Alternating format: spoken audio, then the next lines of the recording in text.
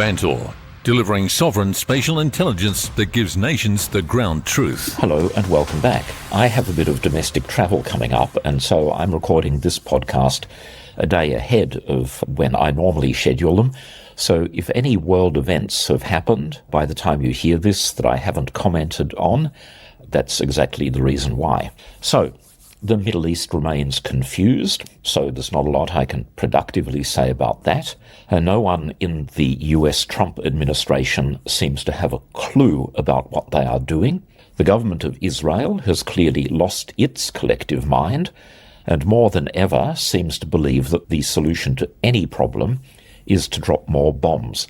On top of that, the situation inside Iran remains totally opaque. Bottom line, no one knows when this is going to end, and it might well be that Donald Trump has lost interest because, contrary to what many were predicting, the world economy has not yet crashed, though there's still a chance it will. There are only a few certainties. Iran has not surrendered unconditionally. It retains significant asymmetric military capabilities, and if anything, the hardline Islamic Republic has probably strengthened its grip on power. So all those Australian politicians who cheered on the US and the Israeli bombing campaign, I hope you're happy with the results. Last week I did my best to explain that in geopolitical terms, Australia is completely isolated in the entire Indo-Pacific as the only country adopting this pro-US, pro-Israel position. Though, to be fair, the government has tried to walk this back. I have to say this for the record, even though I mentioned this last week, telling the US in particular that the need for further military action is over. And that's even though none of the main objectives have been met.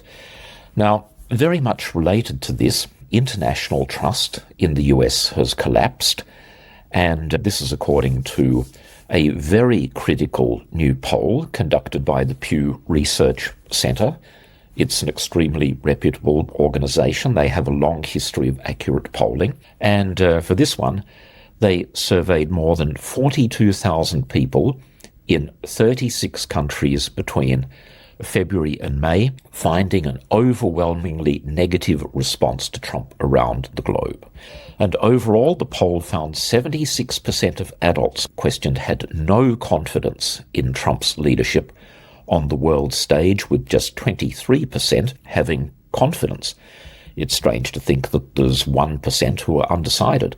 The countries with the lowest opinion of Trump included Turkey, with 92% of those polled having no confidence in the president to do the right thing on world affairs, followed by Sweden at 89% and Mexico 88%.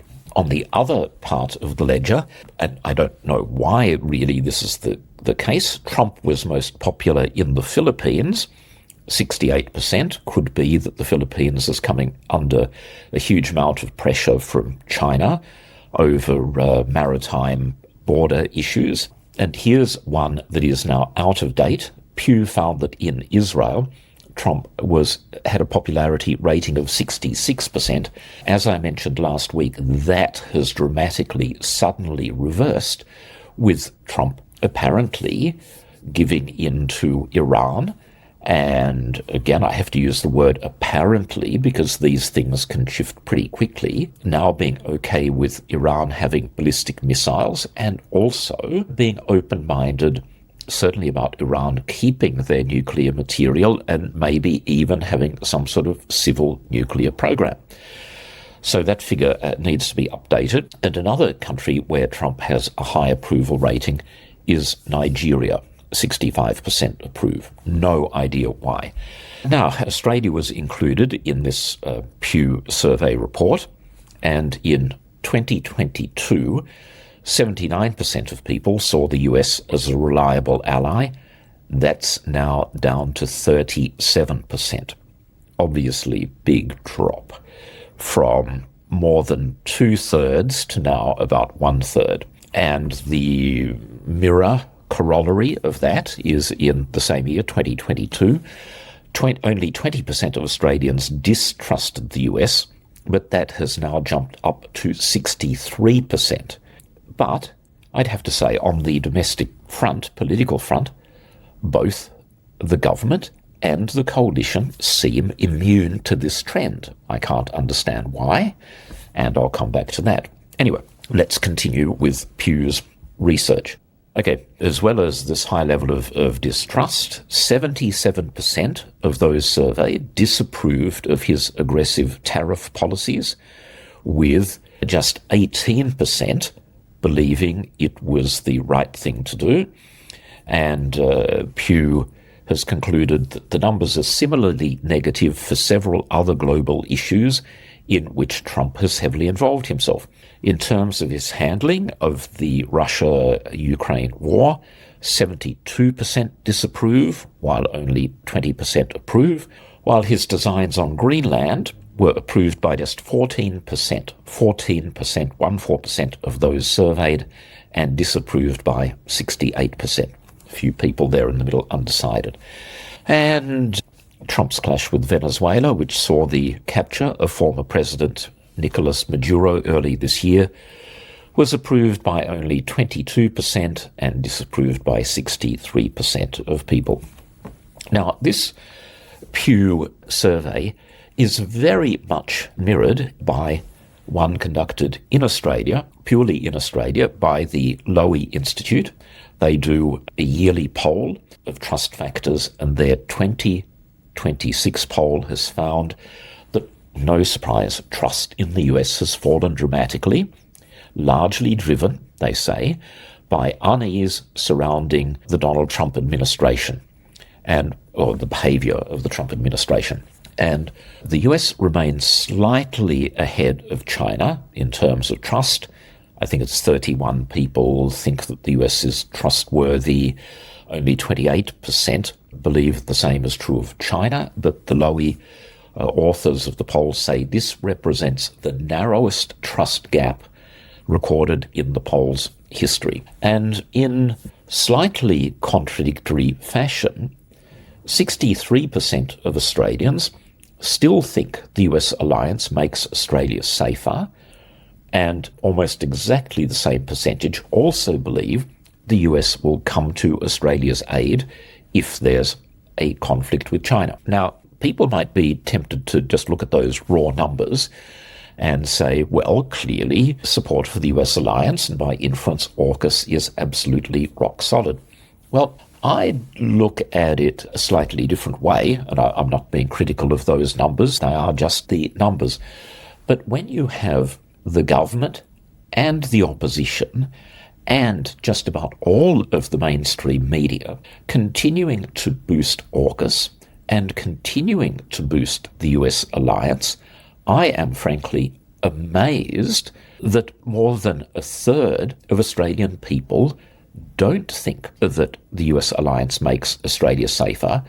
And again, just by simple maths, 1/3 of Australians don't believe the US will come to Australia's aid if there's a conflict with China. And that's with all of this massive political and media cheer squad behind the US alliance. It tells me that there is a significant minority of people who have grave doubts about what is going on, and probably, going on those numbers, feel that they are being misled. Now, I've mentioned that I also rely on podcasts for a lot of my information, and during the week I was hopping around to the various sites that I regularly go to, and I was listening to some commentary from the American conservative commentator Bill Kristol. Many people might have heard of him.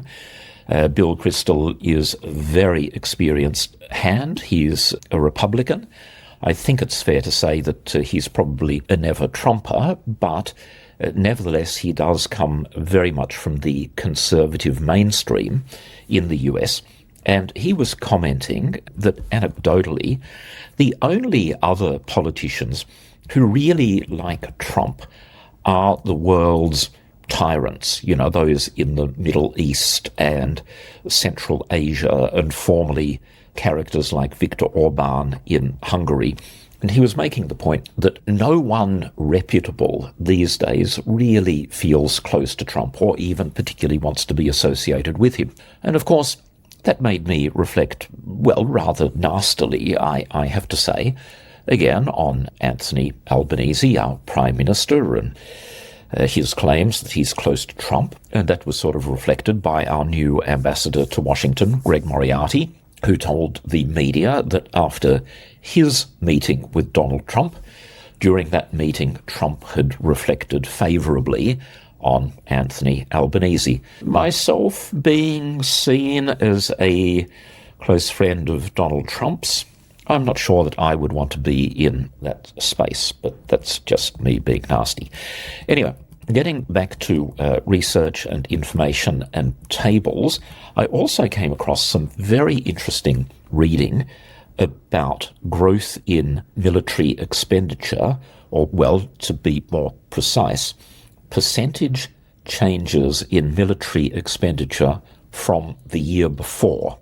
And this survey was conducted in 2025, so it's quite current. The website is called Visual Capitalist. I haven't come across them before, but they appear to be reputable. And again, from the cross-checking that I've been able to do on the information, it does appear to be accurate. Now, I'm going to read out countries and numbers, but to frame this is, of course, our government's continuous insistence that Australia is spending record amounts on defence, that we're in a period of unprecedented ramp-up, that from a budgetary financial point of view, we are just doing so much. Okay, now, boosters of the government will, I'm sure, be surprised by this table. And it won't take me long to run down the list. I'll do a little bit of commentary as I go. On the top of the list is Spain. And the previous year, their annual change in military spending was an increase of 49.5%. This huge lift. Now, that makes sense because, of course, Spain for decades has been underperforming. And they have finally got the message, and so, yes, they are lifting their expenditure. Australia, this financial year, we're actually going slightly backwards. Now, realising the sensitivity of ministers like Defence Industry Minister Pat Conroy, I will add in the qualifier that the small shrinkage in our spend is because we moved some money forward into the previous financial year. Anyway, Spain up by 49.5%, Australia going slightly backwards. Norway, almost the same, 49% increase. And again, that's the combination of the Russia threat and the US starting to pull out of Europe. Norway, country of 4 million people, in dollar terms, it's not an earth-shattering amount, but in terms of their economy, their level of commitment, it's huge, 49% increase. Sweden, 24% increase in their defence budget. Again, relatively small country, only 10 million people, but in percentage terms, it's a huge further commitment. Big one. Germany, a 23.9% increase from the year before. Germany is really, really rearming. I've made this point before. They are serious about it. They have huge industrial capacity. They are the biggest economy in Europe. They are the world's third largest economy, and their defence expenditure went up by 23.9%. Poland, 23.4%. No surprise there. Poland has been ramping up military expenditure for about the last 4 years because they are desperately worried about the threat from Russia. Canada's a good one. Five Eyes country, obviously, partner with Australia. Canada, they are now in a period of profound uncertainty because they believe they have been ditched by the United States. They increased defence expenditure by 22.6%. Italy, 20.1%. Ukraine, 19.7%. Netherlands, 14.5%. Taiwan 13.8, Brazil 12.8, Algeria 10.6, Singapore 10.3, Japan 9.7, India 8.9, China 7.4, Turkey for the old school people 7.2%, Russia 5.9%. Guess who is then next on the list? Australia. This again is the previous financial year, a 3% increase over the year before. I mean, folks, this is nothing at all like the ramp up that is occurring in so many other countries. And I might also say, in the same context, the UK actually in the same period went slightly backwards. They had a reduction of about 2%. Israel, also a slight reduction. That might just be a budgetary quirk. I mean, Israel is armed to the teeth. And even the United States actually went backwards. But again, Trump and the Republicans are trying to fix that with a vast increase in defense expenditure from the current 1 trillion to about 1.5 trillion. It'll be interesting to see how much of that gets through Congress. So bottom line, I mean, the government can insist that defense expenditure is going up. Yeah, we've discussed this before, but it's an extremely modest amount. We are not ramping up nearly as fast as that very long list of countries that I've read out. And so once again, there is a profound mismatch between the rhetoric that continues to come from the government about the uncertain times that we're in and threats to Australia and what we're actually doing about it. Now, in that context, and I'm conscious of the fact that I'm hopping around some topics, but I randomly came across some worrying information from US sources about F-35 capability, the Joint Strike Fighter. Australia has 72 of them. I've written positively in the past about something called the Block 4 upgrade, which is a major improvement, a sort of midlife improvement to the capability of the aircraft with a lot of new sensors. But the reports that I've seen from the US is that the most important sensor at the heart of this is the active electronically scanned radar, the APG-85 from Northrop Grumman. I read that program is way behind schedule and that Australia's F-35s will not be receiving the new radars for some time to come. That appears to be a very troubled subset of what's going on. And, I mean, it's a very delicate topic. Obviously, I won't be detailing specific vulnerabilities, and that would be irresponsible to do that. But I think it would be useful and in the public interest for Australians to have some sense of what is going on with the program, and especially, as I keep pointing out, given our overdependence on the United States for defense material. I think it's a highly relevant topic. I'll conclude on a foreign policy note by saying I also note that East Timor, Timor-Leste, is improving its relations with Russia. I've spoken previously about Russia, done my best to explain it remains a major Pacific power. I'll keep a close eye on that. That is a worrying development. And again, I keep on circling back to the fact, if we want to see Russia weakened, which I think is in everyone's strategic interests, provide more aid to Ukraine. Thank you very much for listening. Goodbye for now, and see you next time. Vantor delivers sovereign spatial intelligence so nations can own the ground truth. See how at vantor.com.